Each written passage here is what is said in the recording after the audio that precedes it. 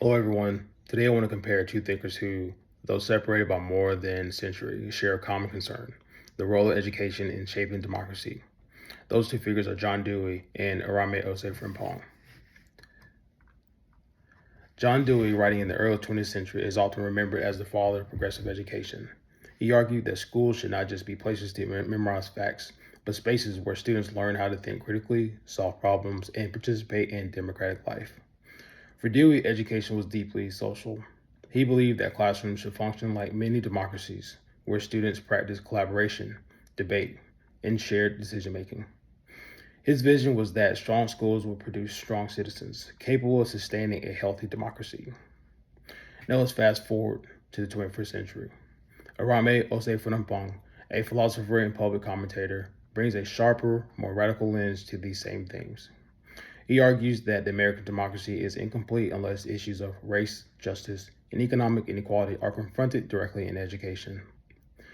Where Dewey stressed the importance of democratic habits, Osei-Frimpong insists that students must also understand the power structures that shape society.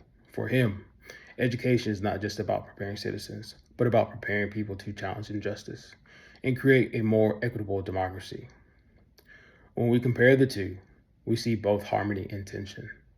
Dewey emphasized learning through experience and community, while Osei-Frimpong pushed us to ask, whose experiences, whose community? Dewey saw schools as laboratories for democracy. Osei-Frimpong suggests that democracy itself will fail if schools ignore systemic racism and inequality. Both value education as central to democratic life, but Osei-Frimpong demands a more explicit reckoning with power, privilege, and race. So what can we learn from them together? Dewey gives us a foundation. Education must be active, social, and tied to democratic participation.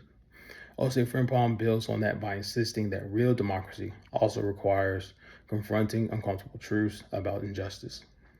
Put simply, Dewey invites us to practice democracy in schools, and Osei-Frimpong challenges us to make that democracy honest, inclusive, and just. In the end, both thinkers remind us that education is not neutral. It either prepares people to maintain that status quo or it equips them to transform society.